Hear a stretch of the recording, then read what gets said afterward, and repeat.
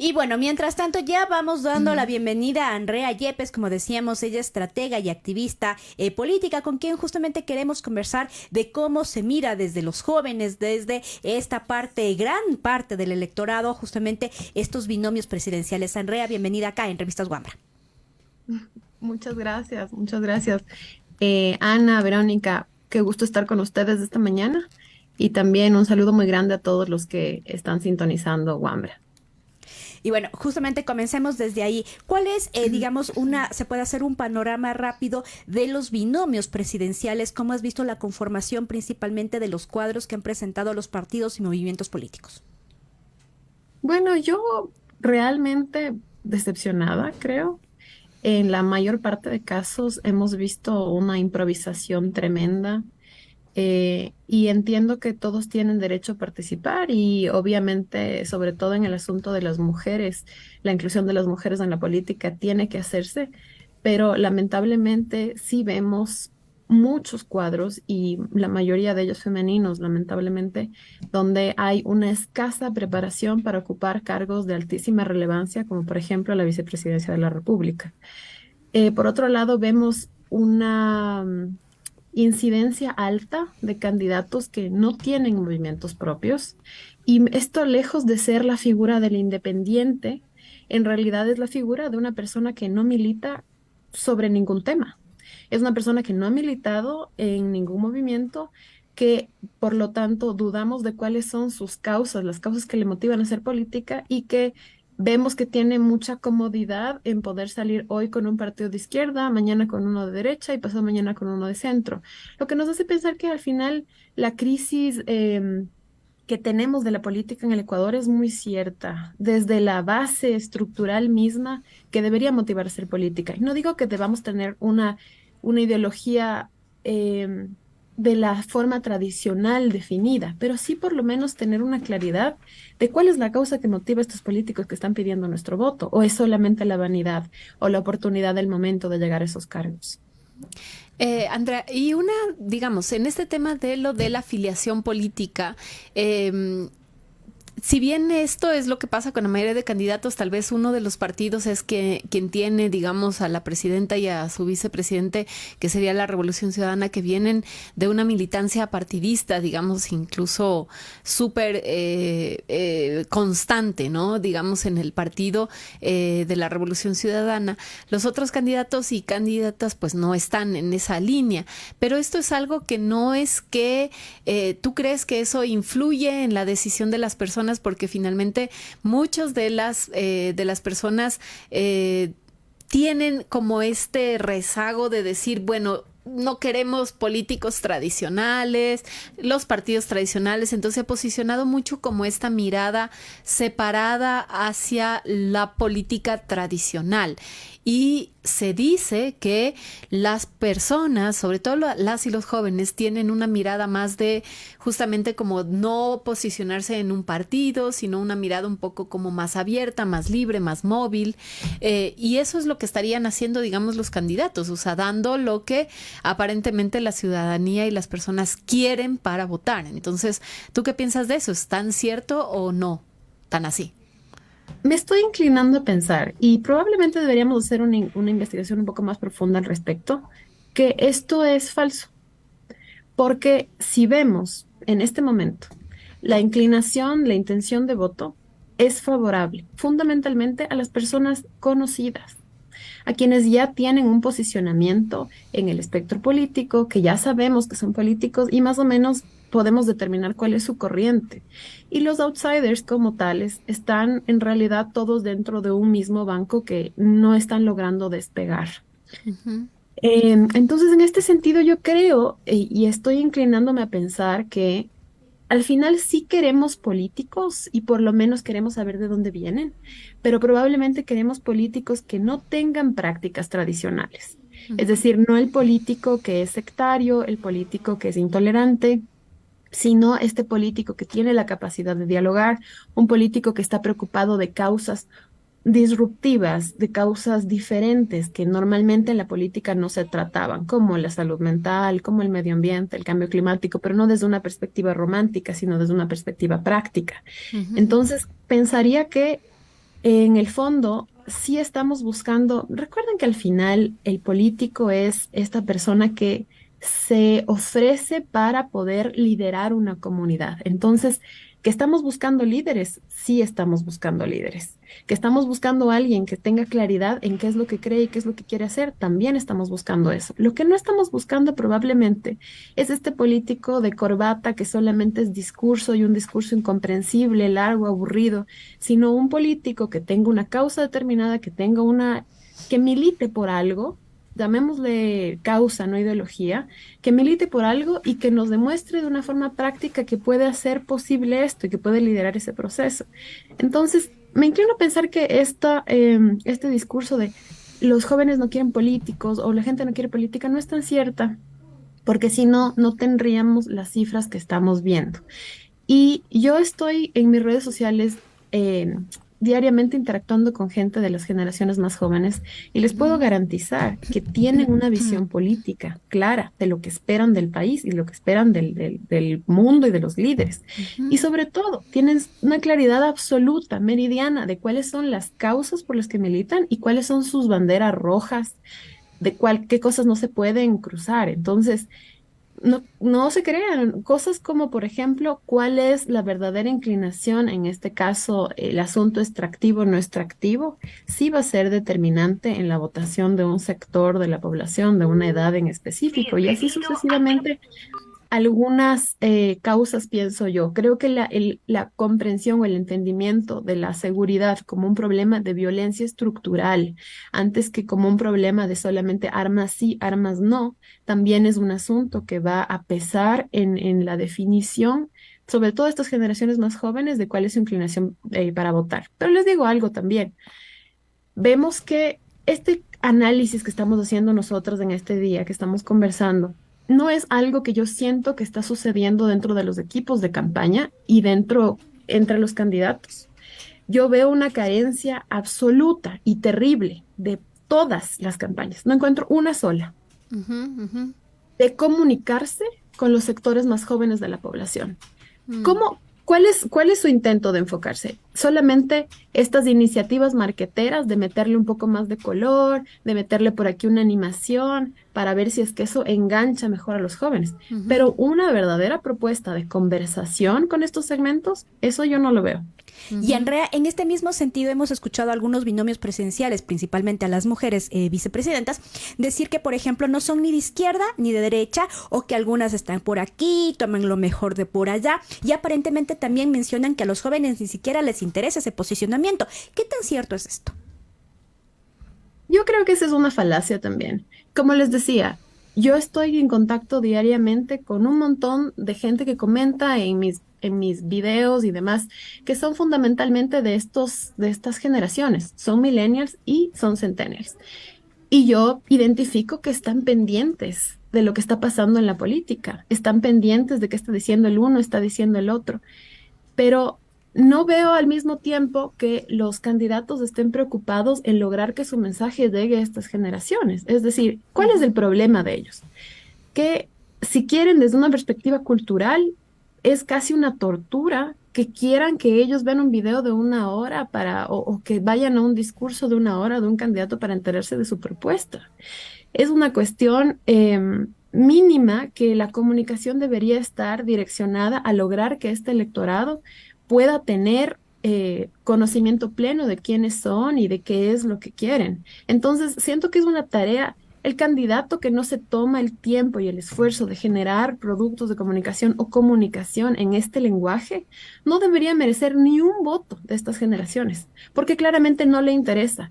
Es esta perspectiva que nos ha sido aplicada durante mucho tiempo, de yo soy el adulto y yo decido cómo se habla, y si te gusta hablar así, hablas conmigo, y si no te gusta hablar así, yo no hablo contigo. Entonces, yo voy a poner mi plan de trabajo así, un libro de 50 hojas. Y al mismo tiempo voy a poner mis videos de mi comunicación audiovisual así. Un video de 1 hora y un libro de 100 hojas. Si quieres enterarte de quién soy y lo que hago, lee eso. Y si no, tu problema.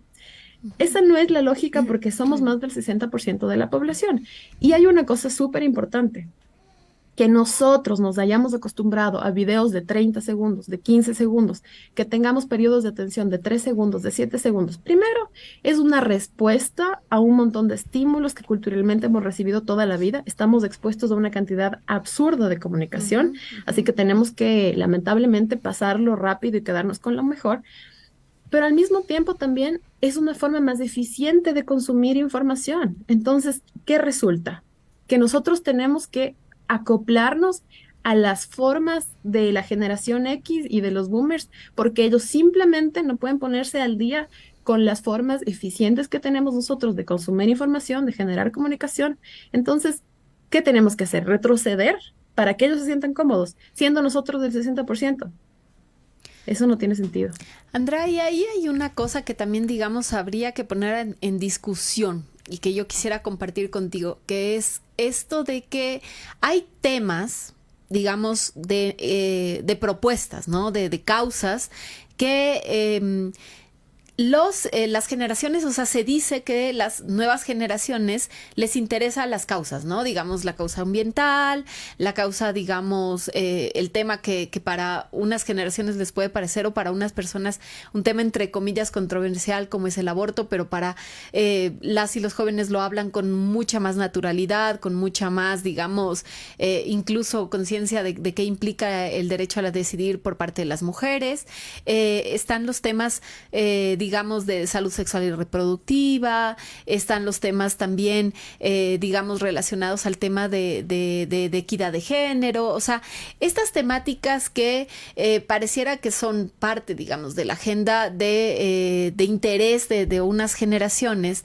Hay políticos que han dicho, ¿no? Y que están, digamos, primeros en las encuestas, pero que han dicho que estos temas no son importantes, porque eso no es algo, digamos, más que no son importantes, que no son prioritarios, ¿no? Digamos que hay otros temas más importantes, como el tema de la seguridad, el tema de, digamos, de saber qué es lo que va a pasar con la economía, digamos que hay como temas más importantes que están ahí y que esos son los que tenemos que hablar, ¿no? Y que por eso estos otros temas un poco no son importantes. E incluso han dicho, por ejemplo, que estos temas son no de mayorías, sino de unas minorías, y que en vez de dar votos, quitan votos, ¿no?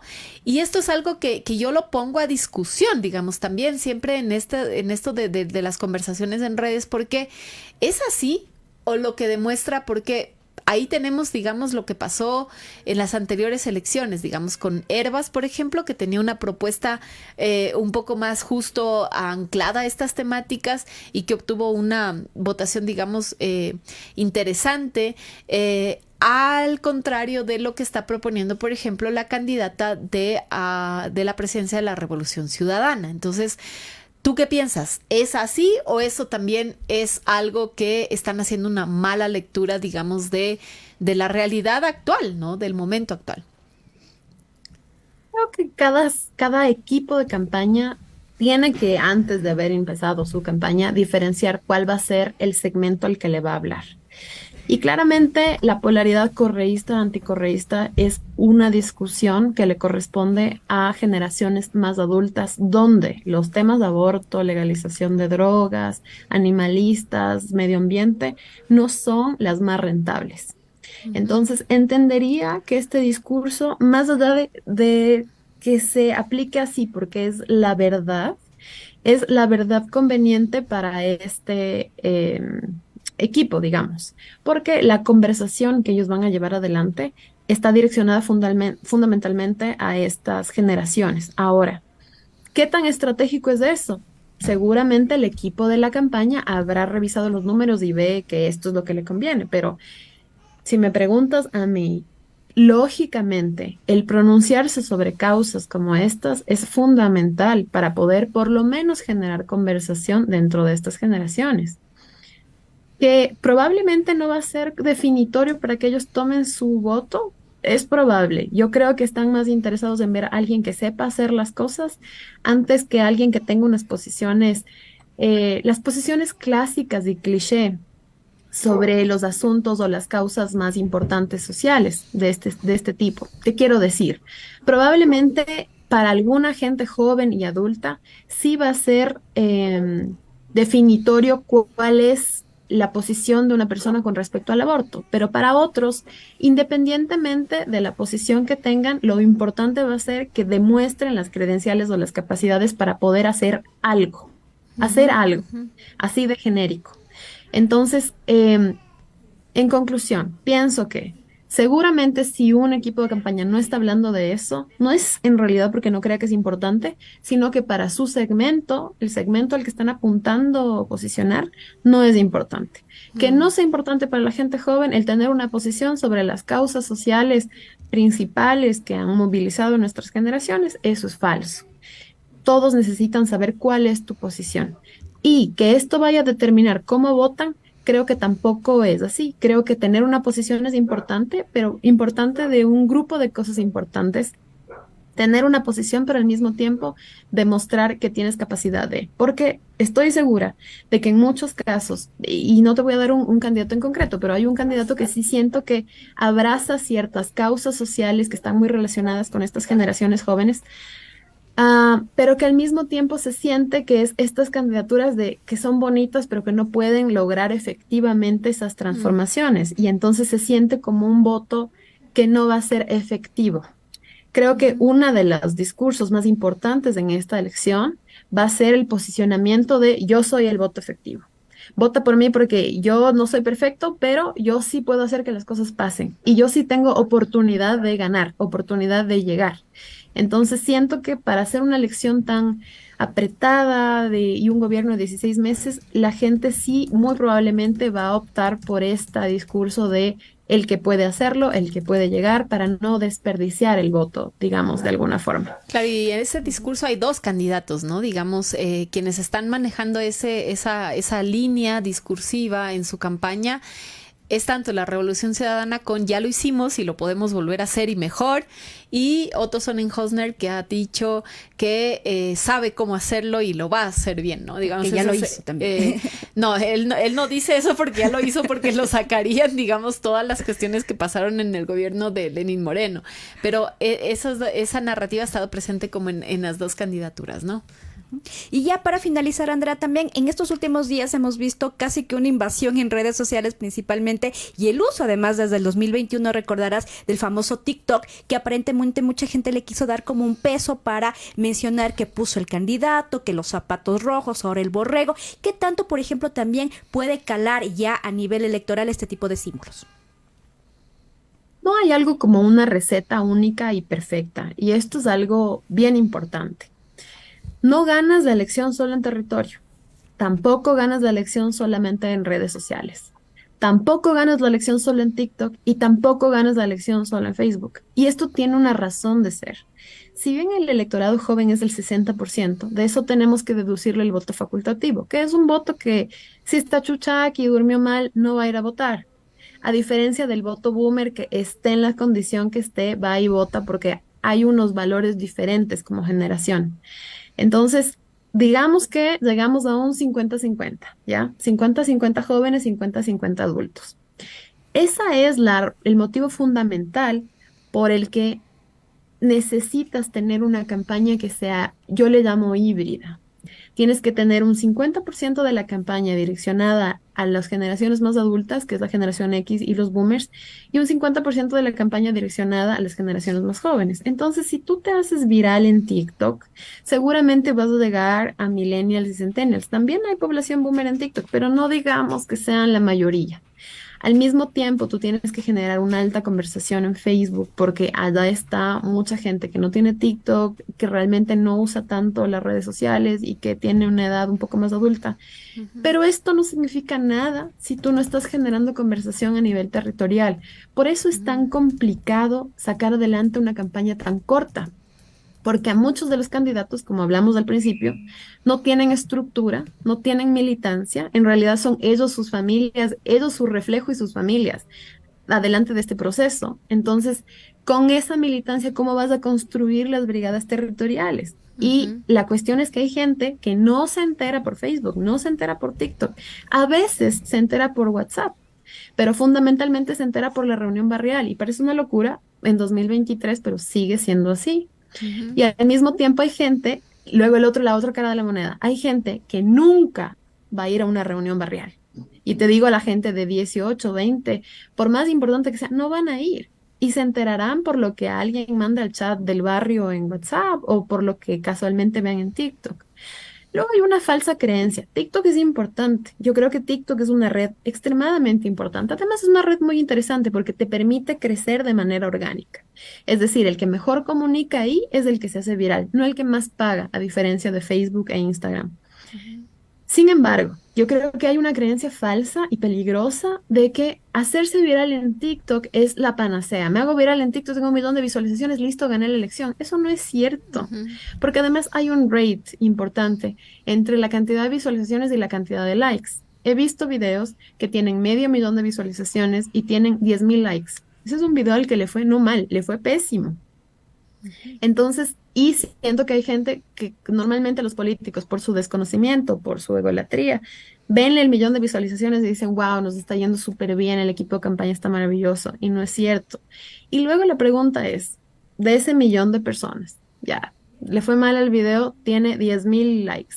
De esos 10.000 likes, ¿cuántos se van a transformar efectivamente en votos? Eso es lo que se conoce como intención de voto. Que alguien haya visto tu video es el conocimiento. Que Ujú. alguien, después de ver tu video, haga un proceso racional y emocional y diga, por él me voy y voto, eso es un proceso que se llama generar la intención de voto. Entonces es completamente diferente. Y siento que a veces, lamentablemente, las redes sociales tienen este culto de like, like, like, like, y eso es lo más importante, cuando en realidad no lo es. En una campaña, el ser viral es parte del proceso porque ayuda a tener conocimiento, pero no es necesariamente intención de voto. Sin Ujú. embargo, en general, como les decía, no siento que las campañas tengan un manejo excepcional. Estaba justo revisando ayer algunos videos que fueron icónicos en la campaña de 2021 y ustedes Ujú. recordarán, de hecho, cuando ahí sí estaba como en su auge. Yaku con Manuela, por ejemplo. Entonces Ujú. tenían una cantidad altísima de Mm. visualización, de atracción, pero ya no vemos eso en su campaña. La campaña de Herbas fue también como llena de algunos hits. No vemos eso en la campaña actual de Herbas. No vemos ninguna campaña en este momento, ninguna que nos esté dando como bomba tras bomba tras bomba de comunicación o de posicionamiento o de disrupción. Hay por ahí una que otra iniciativa que está más o menos interesante, pero en realidad ninguna ha llegado a capturar o a romper. La disrupción es de hecho eso, un golpe fuerte, un golpe que rompe Ujú. lo Ujú. estructurado, lo esperado. No hemos tenido hasta este momento algo verdaderamente disruptivo. El tema de los borreguitos fue una Eso te iba a propuesta decir, Andrea, interesante. sí, ¿qué piensas de lo de Sí, los borregos? Porque en cambio del lado de la revolución han dicho que la campaña es, pero un Y hay éxito, camisetas, que es la más branding. Ajá. linda del mundo y digamos están súper convencidos de que es la campaña más disruptiva, ¿no? creo que el correísmo tiene lamentablemente ese problema de una autocrítica súper, súper chiquita. Entonces, y eso es, cada cual es libre, ¿no? De manejar su campaña y su vida como quiera, pero eso es una debilidad, porque Mm. si tú no eres capaz de ver con objetividad lo bueno y lo malo de lo que haces, pues te pones en riesgo. Entonces, siento que lo de los borreguitos fue una cosa. Primero, que estructuradamente se lanzó, no es cierto. Es una cosa que a alguien se le ocurrió por ahí y el correísmo hizo lo que sabe hacer mejor. Atrapa la coyuntura y la explota al 100%. Es decir, lo que pudo ser solamente unos 3 borreguitos de algún fan que se le ocurrió hacer esto, se convirtió en una campaña llena de stickers, borreguitos en la tarima, bla, bla, bla, bla. Entonces, es explotar al 100% esta iniciativa que fue, medio se vio que podía ser buena y la explotaron. Ahora, siento y es evidente que es una campaña direccionada fundamentalmente a su voto duro. Y eso es Ujú. cierto. Ujú. ¿Quién se va a poner un borreguito en el perfil? Por más bonito que sea, solamente quien se identifica, pero hasta la médula con esta causa. Es decir, que es una iniciativa que me permite aglutinar lo que yo ya tenía aglutinado, no necesariamente me permite ganar nuevos electores. Que Exacto. me digan que la gente joven está haciéndose borreguitos, no es cierto, por 2 razones. Primero, porque tendríamos que explicarles todo el contexto de por qué los borreguitos, porque no es que ellos quizá, y esta cosa de los leones que salió después, no es que crean ustedes que llega alguien de 18, va y ve borreguitos de leones y dice, ah, qué chévere esta tendencia, me voy a subir. Tú te subes a la tendencia cuando medio la entiendes, sabes de dónde nació y por eso te sumas. Es una adhesión. Y para tener una adhesión necesitas tener contexto. No hay contexto. Si hubiera sido planificado, hubiéramos tenido contexto. Y otra cosa, si hubiera sido planificado, habría una página a la que yo entro y me descargo mi borreguito. Pero no voy a estar yo buscando la aplicación de inteligencia artificial para hacerme el borreguito, que además del que ni siquiera entiendo el contexto. Quiero decir, el usuario no tiene fácil el llegar a conseguir su borreguito. Tiene que pedírselo a un tercero, tal vez de la revolución, ahí escribirle, oye, ¿me puedes hacer un borreguito de enfermera? Y entonces me lo mandan. Entonces no hay un canal fácil que te haga fácil conseguir. Lo que me hace pensar, me ratifica que no estuvo estructurado y que es muy difícil que la gente que no esté dentro del esquema, del circuito, de la campaña, del equipo, tenga acceso a eso, lo que limita la viralidad que se pueda conseguir. Entonces, miren, es muy diferente a lo que fue el tema de los dinosaurios, porque los dinosaurios sí fueron una cosa, primero fueron global, entonces el contexto ya vino implícito, todo el mundo lo está haciendo, literal el mundo, yo también lo quiero hacer. En cambio, este tema es una cuestión tan local que tendría que venir acompañada con un contexto. Pienso que el borreguito es una iniciativa que puede utilizarse muy bien como una mascota para contar cosas relacionadas con la revolución, pero tampoco estoy viendo eso efectivizándose. Entonces, creo que se ha convertido más bien en solamente un símbolo que es comprensible para quienes han seguido el proceso y no necesariamente para estos electores que se debería capturar. ¿Cuál es un poco mi profecía? Si no hay un giro de timón en alguna de las campañas al menos, el voto de las generaciones más jóvenes va a engrosar el porcentaje del nulo, o del blanco, o del ausentismo. Que ahorita es altísimo, ¿no? Digamos, es uno de las mediciones que está el voto nulo súper alto. Y esto simplemente se va a repetir. Esto ya nos pasó en enero y febrero de este año. Por primera vez en la historia, creo. Faltaba una semana para votar y teníamos el indecisos o la intención en cuanto al nulo en 40 y 60%. En ciudades grandes, les estoy hablando de la Azuay, de Pichincha, 60% de indecisos es altísimo a una semana de votar. Claro. Y toda la gente decía, no, es que nadie les convence, es que no sé qué, no es eso, es que es el voto joven, es al que no terminas de convencerle.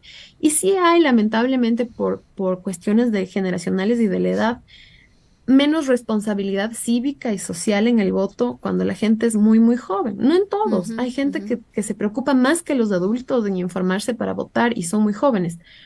Pero sí hay gente que llega y vota a ese rato por quien mejor aparece en la papeleta. Entonces, es una responsabilidad compartida.